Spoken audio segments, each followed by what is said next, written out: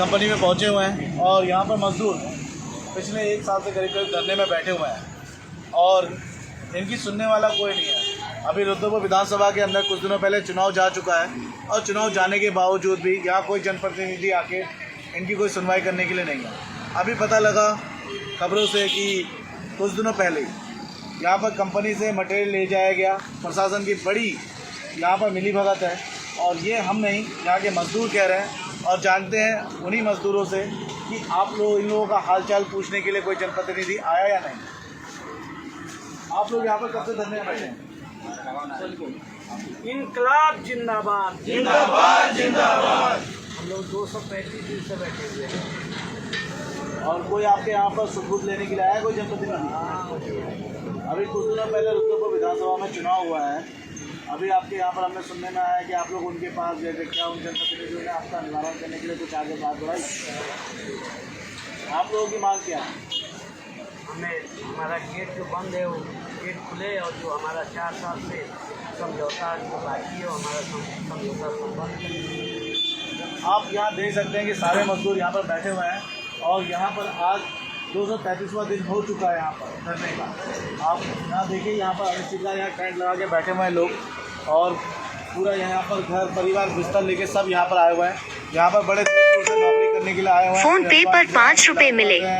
कोई रुद्रपुर से, कोई दिनेशपुर से, लोग अपने परिवार और बच्चों को छोड़ के रोजगार के लिए यहाँ पर आए हुए हैं और इसी में कंपनी बन जाता है। आइए आगे जानते हैं कि कंपनी में क्या क्या इस समय मजदूर का शोषण हो रहा है।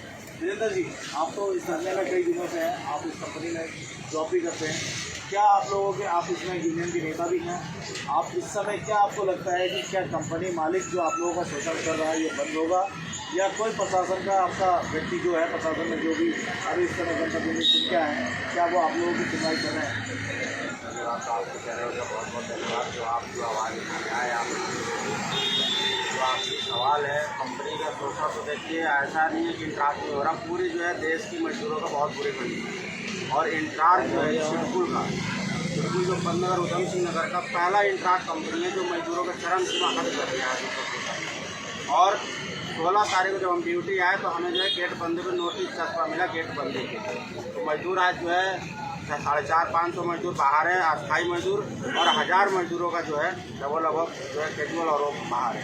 दूसरी बात है आपका जो है जो जनप्रतिनिधि चुन के आए हैं, हमने कल भी फ़ोन किया था उनको, शिवर अरोड़ा जी को, यहाँ से मटेरियल पुलिस बल के द्वारा लेके जाया जा रहा है, आप उसमें कुछ हस्तक्षेप कीजिए। लेकिन फ़ोन करने के बाद वो कुछ नहीं करते हैं और पुलिस बल पूरी जो है महकमा पुलिस की कंपनी के एकतरफा बात करके, एकतरफा बिल्कुल मजदूरों को न सुनना, लगभग 11 बजे से 5 बजे तक पुलिस प्रशासन के साथ बातचीत हुई है। पुलिस प्रशासन जो है 2 तारीख के स्टे ऑर्डर लेके बैठ गया। 16 तारीख को कंपनी लॉकआउट किया है, उसी स्टे ऑर्डर में जो है अंडरटेकिंग दे रखा है कंपनी शिफ्टिंग नहीं करेंगे। अब कंपनी शिफ्टिंग क्या होता है मुझे तो प्रशासन से समझ में नहीं रहा। हमने एक ही सवाल किया, सर लॉकआउट का मतलब हमें समझा दीजिए। कह रहे 2 तारीख है, 2 तारीख को जो स्टे है वो है। हमने कहा सर जो एलसी महोदय भी वहाँ पर जो है श्रम परिवर्तन अधिकारी थे वो उनसे ही पूछ रहे थे इसमें क्या प्रावधान है। उन्होंने कहा सर इनका माननीय उच्च न्यायालय में चल रहा है, जो भी विवाद है वहाँ से लिख आएगा। लेकिन वहाँ एसपी क्राइम और एसडीएम साहब, वहाँ पर सीओ साहब किसी के एक नहीं सुन रहे। तहसीलदार मैडम थी वहाँ पर, बिल्कुल मजदूरों को दरकिनार करके साफ कंपनी के फेवर में कि हम मटेरियल निकालेंगे। पूरे लगभग 300 प्लस लेडीज़ पुलिस और जेंट्स पुलिस बुलाकर पूरे उधम सिंह नगर थाना के पूरे जो मजदूरों पर दबाव बना, फिर मटेरियल ले गया यहाँ। वीरेंद्र जी, आपकी बातों से मुझे ऐसा लग क्यों रहा है, प्रतीत हो रहा है कि जैसे कि सरकार जो हमारी बनी है, जो सरकार उत्तराखंड में आई है, ये पूंजीवादियों की सरकार है। और आपका कहने का मतलब ये है कि कहीं ना कहीं ये जो कंपनी है, जो पूंजीवादी की सरकार है, कंपनियों के मिलीभगत के तहत मजदूरों का शोषण होने दिया जा रहा है और कंपनी मालिकों पे कोई भी अंकुश नहीं कसा जा रहा है। और कहीं ना कहीं ये बात है कि आप जहाँ कहते हैं कि गरीब बचाओ, यहाँ पर गरीबों का शोषण हो रहा है।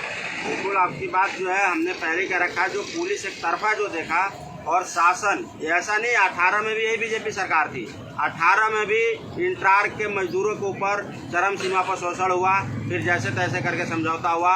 और आज जो है वो फिल्मों में जैसे देखते थे कि नेताओं के गोद में बैठते थे पुलिस, वैसे आज कंडीशन हो गया है कि जो मालिकों के गोद में यहाँ के जो है शासन है यानी जो बीजेपी पार्टी है उनके गोद में जो यहाँ के पुलिस है, मजदूरों को ना सुनना। और रही गरीब की बात, आप जगह जगह देख रहे हैं जो खोपड़ी लगा रखे हैं उनको उजाड़ना, बुलडोजर चला देना। गरीब जाएंगे कहाँ? जब मजदूरी करते हैं, जब कंपनी को ऊंचाइयों पर ले जाते हैं तो कंपनी को अच्छी लगती है, जब अपने अधिकार की बात करते हैं तो फिर कंपनी को वही मजदूर बुरे लगते हैं। ये बात जो है जितने भी यहाँ पर प्रशासन है और शासन है पूंजीपतियों के जेब में है और एक तरफा पूंजीपतियों का हेल्प करना। और मुझे ऐसे प्रतीत होता है कि इंट्रार्क के मजदूरों के साथ ये केवल इंट्रार्क के मालिक नहीं, पूरे सिडकुल के मालिक है। यहाँ का उत्तराखंड जो है शासन है और प्रशासन है पूरे जो है मजदूरों को कुचलने में लगा हुआ। क्योंकि अगर ऐसे नहीं होता तो 16 तारीख जब हम बार बार काउंटर कर रहे थे सवाल, तो 16 तारीख पर जो है प्रबंधक को जरूर फटकार लगाते और मटेरियल नहीं जाती कल। लेकिन जो है प्रशासन बिल्कुल एक तरफा फैसला करके मटेरियल ले गया है। और हम बराबर ही हम कहते हैं, आज से हम सीधे कह रहे हैं कि प्रशासन मालिकों के गोद में बैठा है और मजदूरों के ऊपर बिल्कुल ध्यान नहीं देता है। आज मुझे एहसास हुआ कि ये जो प्रशासन में बैठे हुए हैं सीएमओ, डीएमओ, एडीएमओ, ये सब पूंजीपतियों का औलाद है। जो है ये जो है अंबानी अडानी का औलाद है और हमारे इंट्राक जैसे पूंजीपतियों का औलाद है। पिछली बार भी शायद आपकी कंपनी के अंदर हम गए थे और आपकी कंपनी के जो अंदर जो आपके HR डिपार्टमेंट के कुछ लोग थे, उन्होंने बोला कि ये जो मजदूर हैं ये जानबूझ के बैठे हुए हैं, ये हमारे पर प्रेशर बना रहे हैं। इन्हीं ने इसी कंपनी में नौकरी करते हुए कई लोगों ने मकानें बना ली, घरें जोड़ ली, चीज़ें हो गई। आज के डेट में जो महंगाई है, महंगाई को देखते हुए क्या आप लोगों को लगता है कि जहाँ पेट्रोल 101 रुपये हो गया उत्तराखंड के अंदर, चुनाव तक तो कम था, थोड़ा बहुत कम था, और तुरंत चुनाव जाते ही गवर्नमेंट ने पेट्रोल के रेट बढ़ा दिए, CNG के रेट बढ़ा दिए, आपके LPG के रेट बढ़ा दिए। तो आप लोगों को लगता है कि इस महंगाई के दौर पर ये जो कम सैलरी है जो आपकी कंपनी मालिकों को समझ में नहीं आ रहा, इसमें मजदूर कैसे घर का खाना बनाएंगे, अपने बच्चों को पालेंगे और अपना आने जाने का साधन पूरा करेंगे? इसलिए एक तो हम पहले कंपनी के मैनेजमेंट की बात कर रहे हैं। जो मैनेजमेंट हमें दुहाई दो रहा है वही खून का आंसू रहेगा, ये कंपनी बंद होंगे। क्योंकि यही जो आए थे ना, जब पढ़े लिख के जो बाहर से, तो उनकी 10-15 हज़ार सैलरी थी, ना कि जो उनकी आज जो है 1.5-2 लाख सैलरी है। और इन मजदूरों की कमाई पर सैलरी है, वो काम नहीं करते हैं, हराम के खाते हैं इसमें बैठ के। हम मेहनत करते हैं, लोहा उठाते हैं अंदर, तब जाकर उनकी सैलरी बढ़ती है। ऐसा नहीं है। दूसरी बात, जो मकान बनाने की बात कर रहे हैं, उनसे पूछा जाए कि आज तुम्हारे पास क्रेटा कहाँ से आई, जब तक तुम मोटरसाइकिल का औकात भी नहीं था तुम्हारा। आज जो ऐसा तो था नहीं जो तुम पूंजीपति के बेटा थे, जो हमारे ऊपर आरोप लगा रहे हैं। इन मजदूरों ने कर्जा करके अपनी पेट काट के तब जाके एक जोड़ के और कहीं मकान लिया। वो भी मकान किसी का 100 गज में नहीं होंगे, किसी का 50 गज में, किसी का 60 गज में है। आज भी कर्जे से दबे हुए हैं। ये कोई मैनेजमेंट जो कहता है सब निराधार है। पता लग जाएगा जब कंपनी बंद होगी ना, उनको भी पता लग जाएगा कि क्या है। देखिए, कंपनी बंद होना तो कोई सॉल्यूशन नहीं है, क्योंकि अगर कंपनी बंद होते तो इसके साथ साथ कई वर्कर भी बेघर होंगे, बेरोजगार होंगे। और आप जानते हैं कि आज के डेट में रोजगार का क्या हालत है। देखिए, हम तो यही कहेंगे कि कंपनी और मजदूरों के बीच में मध्यस्थता हो और कंपनी भी रहे और मजदूर भी अपनी रहे, क्योंकि कोई भी कंपनी बंद होता है तो कई लोगों को बेरोजगार होना पड़ता है। देखिए, बिल्कुल सही बात है। और आज भी हम जो है 233 दिन धरने पर हो गया और सिडकुल में आपने ऐसा मजदूर कहीं नहीं देखा होगा। धैर्य के साथ में 2017 के सैलरी पर हम काम कर रहे हैं। कुछ बंदे 2017 की सैलरी पर काम कर रहे हैं, कुछ लोग 2018 की सैलरी पर। अगर बात कीजिएगा, जो बात कर रहे हैं, हम 3200 पर भर्ती हुए भले, लेकिन उस समय पेट्रोल डीजल कैसे था? उस समय 40-50 रुपये पेट्रोल डीजल था। आज की डेट में 100 पार कर गए। महंगाई आप सिलेंडर देखिएगा, उस समय 300-350 की थी, आज 1000 पार कर गया। सरसों तेल उस समय 80-85, उस समय तो 50-60 का था, आज जो है 200 पार कर गया। महंगाई हमारे लिए भी बढ़ता है। हमको ईंट पत्थर नहीं खाते, अगर ईंट पत्थर भी खाते तब भी जो है ईंट आज 6 रुपये को हो गए हैं, लेकिन उनको क्या खाते हैं। आगे और भी जानते हैं, यहाँ पर हमारे कई मजदूर साथी हैं, उनसे भी हम सवाल जवाब करते हैं कि आगे भी आप लोगों की क्या रणनीति है, क्या चीज़ें हैं, क्या किस तरह से आप लोग आगे देख रहे हैं कि आपके प्रशासन जो 233 दिन हो चुका है और आप लोगों की बात सुनने के लिए तैयार नहीं है, क्या बोलना चाहता है? देखिए सर, सबसे पहली चीज़ तो ये है कि जिस तरीके से 2 तारीख को कंपनी में स्टे मिला था माल ले जाने के लिए, उसके बाद वहाँ पे लिखित में हाईकोर्ट में दे रखे थे कि हम कंपनी को बंद नहीं करें। इसके बाद से 16 तारीख को अचानक होली से 2 दिन पहले जो हर कंपनी अपने मजदूरों को सौगात देती है, तो हम लोग के पेटों पे लात मार के इतनी बड़ी सौगात दी है। आज देख रहे हैं अनिश्चितकालीन धरने का जो दिन होने वाला है। उसके बाद यहाँ का प्रबंधक वही मटेरियल अनलोडिंग करवाया, खाली करवाया, फिर प्रशासन के मिली भगत के द्वारा यहाँ पे उसी मटेरियल को लोड करके और किस तरीके से माल यहाँ पे 4 थानों की पुलिस इकट्ठा करके और ज़बरदस्ती यहाँ से मजदूरों के पेटों से लात मार कर मटेरियल को बाहर निकाला। तो आप सोच सकते हैं कि इस पूंजीवादी समाज में यहाँ के पहले पिछली सरकार जो थी, अब चुन के आए हैं पुष्कर सिंह धामी, इससे पहले भी मुख्यमंत्री वही थे, उनके पास कम से कम 10 बार हम लोग गए हैं ज्ञापन लेके।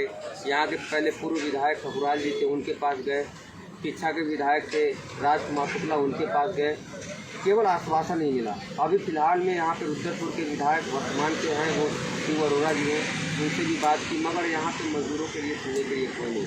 जब वोट आता है तो कटोरा लेके एक तरीके से कहा जाए घर घर घूमते हैं, और वही जब जीत के सत्ता में बैठते हैं तो केवल पूंजीपति को सुनते हैं, हम मजदूरों के सुनने के लिए कोई नहीं। आगे की हमारी रणनीति यही होगी कि हम यहाँ की 2 यूनिट है, अब 2 यूनिट है, अगर प्रबंधक हमारी बात को पुलिस प्रशासन तो आश्वासन दिया है कि 5 तारीख को आपकी वार्ता कराते हैं, अगर नहीं होता है तो फिर हम आगे का स्टेप लेंगे और वो जोर और शोर के साथ होगा और वो कहीं ना कहीं मजदूरों का कहना है कि इस समय जो सरकार है यहाँ पर, जो हमारे मौजूदा विधायक हैं और जो मौजूदा सरकार है, वो इन मजदूरों की व्यथा नहीं सुनने के लिए तैयार है, ना सुन रहे हैं। और उनका कहीं ना कहीं इनकलाब जिंदाबाद, इनकलाब जिंदाबाद, मजदूर एकता जिंदाबाद, गेटबंदी वापस लो, गेटबंदी नहीं चलेगी, मांग पत्र पर समझौता संपन्न करो, प्रबंधक मुर्दाबाद, पुलिस प्रशासन मुर्दाबाद, प्रबंधक और पुलिस प्रशासन की मिली भगत नहीं चलेगी, प्रशासन और पुलिस भगत की मिली भगत नहीं चलेगी, आवाज दो, आवाज दो, इनकलाब जिंदाबाद, शोषण हुआ हमारा है, शोषण हुआ हमारा है, अभी तो ये लड़ाई है, आगे और भी कुछ मजदूर हैं हमारे, उनसे बात करते हैं।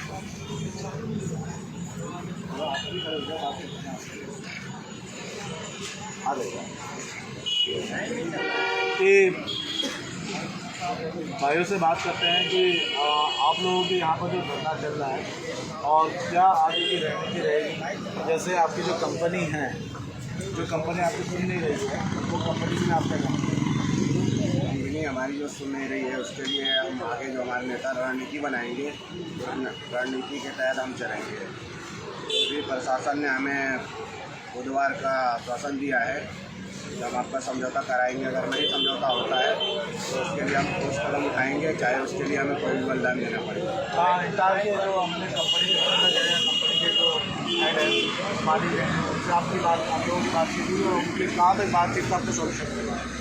अभी तक कोई बातचीत नहीं हुई है, बहुत पहले हुई थी, अभी तक कोई सोल्यूशन नहीं निकला है। वो अपने अड़ियल रूप पे अड़े हुए हैं, समझौते की कोई बात नहीं कर रहे हैं। यहाँ पर आज इंटार प्रबंधक, यहाँ पर इंटार मजदूर यूनियन के पास आए थे। यहाँ पर कंपनी है जो यहाँ पर आपके तालाबंदी कर रखी है, तो कई दिनों से तालाबंदी है और मजदूर यहाँ पर बाहर बैठने के लिए मजबूर है। इस गर्मी के अंदर जो तिरपाल लगा के बैठे हुए हैं मजदूर, उनके परिवारों के संग बाहर आए, यहीं पर खाना, यहीं पर रहना। कंपनी ने कंपनी मालिकों ने अपने यहाँ पर तालाबंदी कर दी और यहाँ पर कोई शासन और प्रशासन नहीं सुन रहा। कहीं ना कहीं सभी मजदूरों का एक ही आरोप है कि पूंजीवादी की जो सरकार है, ये जो पूंजीवादी लोग हैं, जहाँ कहीं ना कहीं शासन और प्रशासन को खरीद चुकी है और जो गरीब मजदूरों की बात नहीं सोच रहे, और ये शोषण होए जा रहे हैं इन मजदूरों की।